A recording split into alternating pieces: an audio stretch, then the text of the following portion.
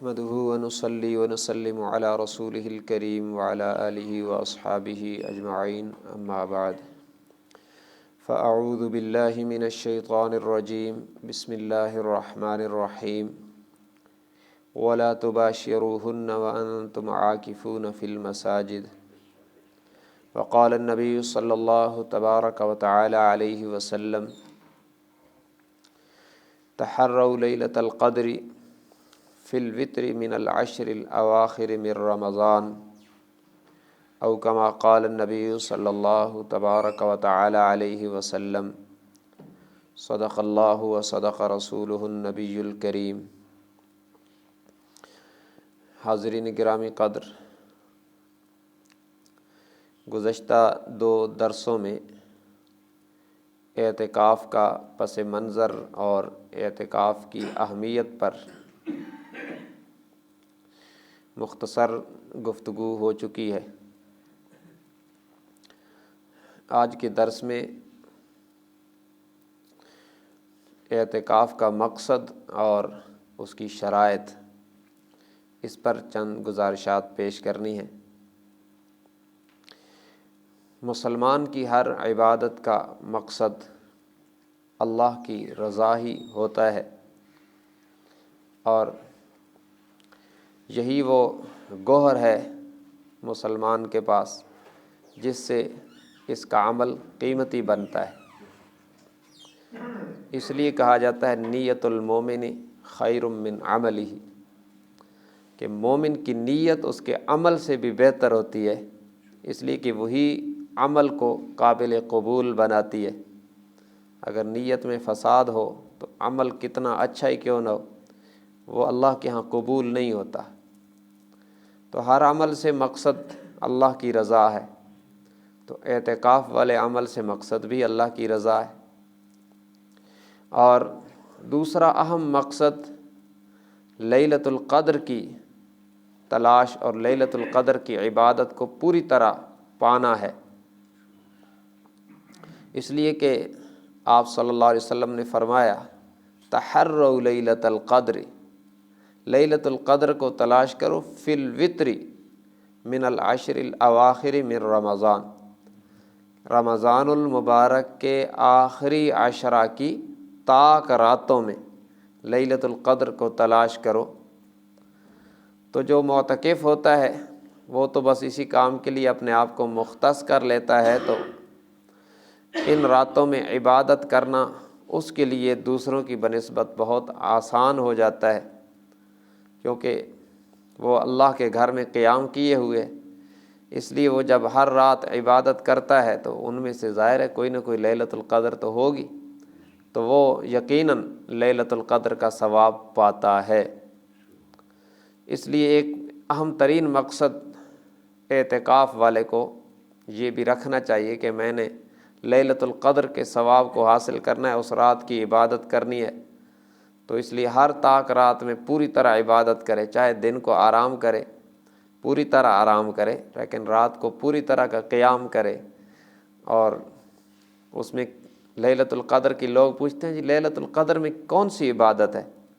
تو یاد رکھیں قرآن و سنت میں کوئی ایسی عبادت نہیں آئی جو خاص لیلۃ القدر کے لیے ہو، لیکن یہ ہے کہ اس میں نوافل پڑھے، تلاوت کرے، ذکر و اذکار کرے، استغفار کرے۔ یہ جو چار کام ہیں یہ کرنے چاہیے، نوافل، تلاوت اور ذکر، یعنی لا الہ الا اللہ، سبحان اللہ، الحمدللہ، یہ سب ذکر، اور استغفار، توبہ۔ ان چاروں کاموں میں رات گزار دے تو لیلۃ القدر ان طاق راتوں میں ایک نہ ایک ضرور ہوگی، تو اس کو اس کا ثواب ملے گا کتنا؟ خیر من الف شہر۔ فرمایا یہ 1000 مہینوں سے بہتر ہے، ایک رات 1000 مہینوں سے بہتر ہے۔ اور یہی وہ رات ہے جس میں قرآن اترا ہے۔ تو لیلۃ القدر کو پانا معتکف کا ایک مقصد ہے۔ پھر یہ کہ جو عبادت جتنی بڑی ہے، جس پر جتنا بڑا ثواب ہوتا ہے، اس کی شرائط بھی بڑی ہی ہوتی ہیں۔ اس لیے اعتکاف والی عبادت پر جب اتنا بڑا اجر و ثواب ہے، جیسا آپ نے کل سماعت فرما لی، تو اس کے لیے شرائط بھی بہت بڑی ہیں، کڑی ہیں، مشکل ہے۔ تو معتکف کو کیا کرنا چاہیے؟ طریقہ کیا ہے؟ دیکھیں طریقہ یہ ہے، مرد ہو یا عورت، مرد مسجد میں اعتکاف کرے جس میں 5 وقت کی جماعت ہوتی ہو، عورت گھر کے کسی کمرے میں جگہ مخصوص کر کے وہاں اعتکاف کرے۔ دونوں کے لیے شرط یہ ہے کہ وہ روزہ رکھے، جس پر روزہ نہیں ہے اس کے لیے سنت اعتکاف بھی نہیں ہے، اس کے لیے روزہ شرط ہے، بغیر روزے کے اعتکاف نہیں ہوتا۔ 20ویں روزے کو جب 20 رمضان المبارک ہو تو سورج غروب ہونے سے پہلے پہلے مرد ہو تو وہ مسجد میں آ جائے، عورت ہو تو وہ گھر کے اس کونے میں چلی جائے جو اس نے مختص کیا ہے اعتکاف کے لیے، اور پھر دل میں یہ نیت کر لے کہ میں سنت اعتکاف کی نیت کرتا ہوں یا کرتی ہوں۔ دل میں ہی نیت ضروری ہے، زبان سے کہہ دے تو نویت سنت الاعتکاف، یہ زبان سے کہہ دے تو اس کی مرضی، نہ کہے تو تب بھی ضروری نہیں ہے، لیکن دل میں یہ نیت کر لے کہ میں نے اب سنت اعتکاف کی نیت کر لی ہے۔ اب اس کے بعد سے لے کر عید کا چاند نظر آنے تک اس کے لیے بغیر ضرورت شرعی کے 1 سیکنڈ بھی مسجد سے باہر نکلنا جائز نہیں ہے۔ ضرورت شرعی کیا ہے؟ ضرورت شرعی یہ ہے کہ مثلا وضو کے لیے چلا گیا، قضاء حاجت کے لیے چلا گیا، یہ ضرورت شرعی ہے، یا شرعاً اس کو غسل کی ضرورت پڑ گئی تو اس کے لیے چلا گیا، یہ بھی ضرورت شرعی ہے۔ اور اسی طرح کوئی ایسی ضرورت جس کے بغیر انسان زندہ نہیں رہ سکتا، مثلا کھانا لانے والا کوئی بندہ نہیں ہے، تو اب ظاہر ہے کہ یہ بھی ضرورت ہے انسان کی ایسی جس کے بغیر وہ رہ نہیں سکتا، زندگی کے لیے کھانا پینا ضروری ہے۔ تو ایسی صورت میں جب کہ اس کے لیے کھانا لانے والا کوئی نہ ہو تو اس کو اتنی اجازت ہے کہ گھر چلا جائے، اٹھا کے لے آئے، یہاں آ کے کھا لے، یہ بھی ضرورت شرعی میں داخل ہو جائے گا۔ لیکن بغیر ضرورت شرعی کے اگر وہ مسجد سے باہر جائے تو اس کا اعتکاف ٹوٹ جاتا ہے۔ اور دوسرا یہ کہ دنیاوی باتیں نہ کرے، مسجد میں دنیا کی باتیں کرنا تو ویسے ہی ممنوع ہے، اس لیے حدیث میں آتا ہے کہ جو لوگ مسجد میں دنیا کی باتیں کرتے ہیں، گپ شپ کرتے ہیں، ان کے اعمال یوں ضائع ہو جاتے ہیں، یوں جل جاتے ہیں جیسے آگ سے لکڑیاں جل جاتی ہیں۔ تو وہ تو ویسے ہی مسجدوں میں دنیا کی باتیں ممنوع ہے، لیکن جو معتکف ہوتا ہے اس کے لیے تو اور بھی زیادہ اس کی اہمیت ہے کہ بالکل دنیا کی باتیں نہ کرے، اپنی ضرورت کی بات کر سکتا ہے۔ مثلا اسے کپڑے منگوانے، کوئی بندہ اس کا بھائی یا کوئی بھی مسجد میں نماز کے لیے آئے تو اس کو کہہ سکتا ہے بھئی میرے کپڑے بھیج دینا، یا میرے لیے کھانے پینے کی یہ چیز بھیج دینا۔ اس طرح کی جو بات ہے وہ ضرورت کی بات ہے، وہ ضرورت کی بات کر سکتا ہے، لیکن ضرورت کے عنوان پر گپ شپ نہیں کر سکتا۔ ہم لوگ ضرورت کے عنوان پہ گپ لگاتے ہیں، تو یہ درست نہیں۔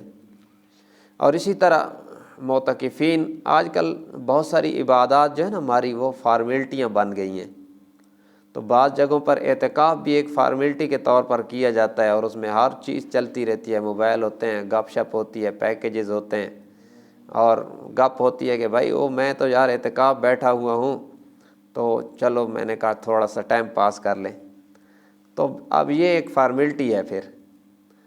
تو موبائل تو ویسے ہونا ہی نہیں چاہیے، یہ بندے کو کہیں نہ کہیں فساد میں مبتلا کر ہی دیتا ہے۔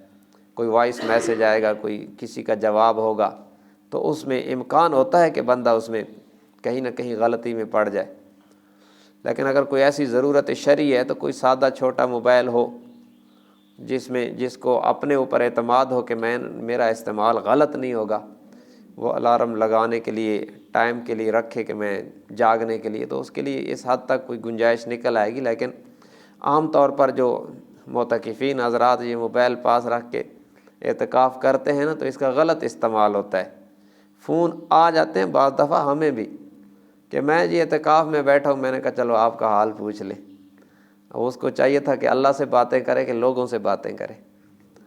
تو اس لیے اس میں دو کام بڑی شدت کے ساتھ ان کی پابندی کرنی ہے. بغیر ضرورت شرعی کے مسجد سے باہر نہیں جانا، اور دنیاوی باتیں نہیں کرنی، گپ شپ نہیں کرنی.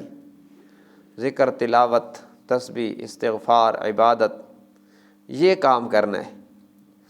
معتکف اگر سویا بھی رہے تو اس کا وہ عبادت میں لکھا جاتا ہے، لیکن اس کو چاہیے کہ وہ وقت کو قیمتی بنائے اور جتنا ممکن ہو سکے، جتنا اس کے بس میں ہو، وہ اللہ کی عبادت میں وقت گزارے تو بہت ہی اچھا ہے.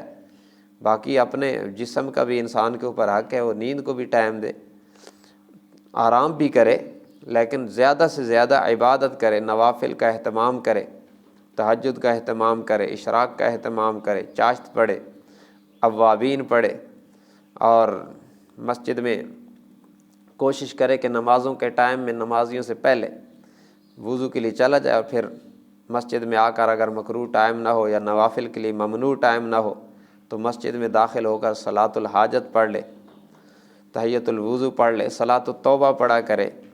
یہ مختلف نوافل ہیں جو پڑھتا رہے تو اس کا وقت بھی جو ہے وہ بابرکت ہوتا رہے گا اور پتہ بھی نہیں چلے گا، وقت گزرے گا.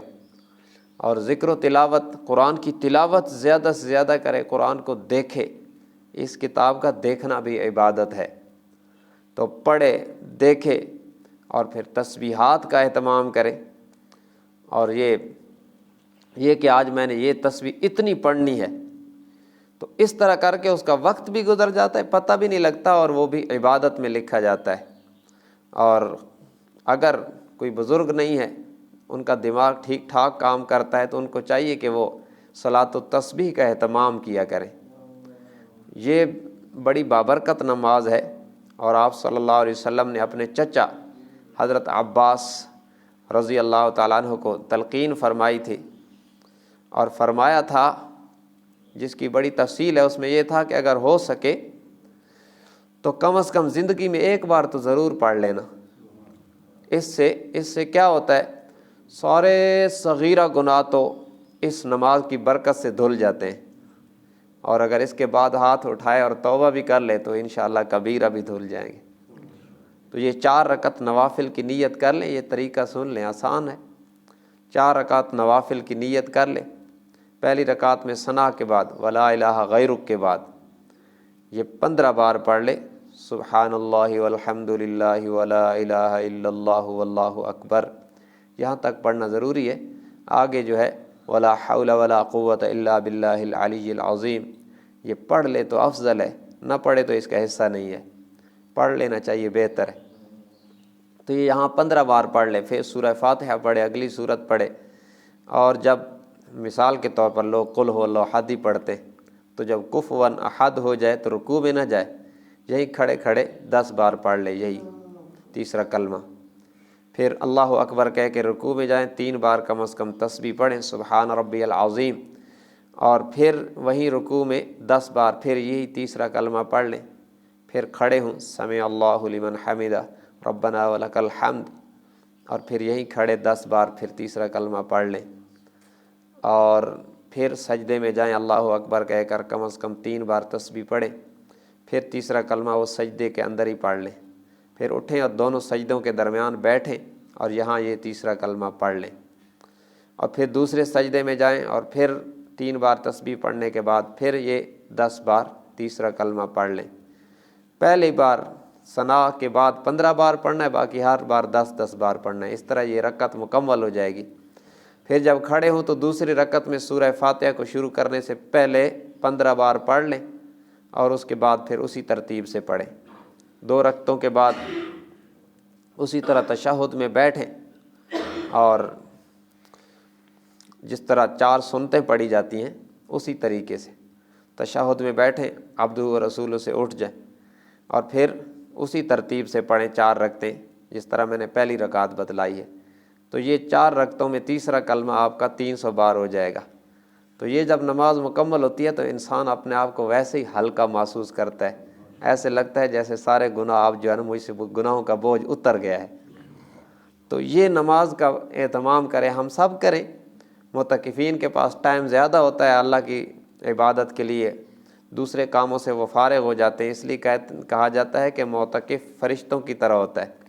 جیسے فرشتہ گناہ نہیں کرتا نا، تو معتکف جو مسجد میں آ جاتا ہے وہ بھی گناہوں سے محفوظ ہو جاتا ہے۔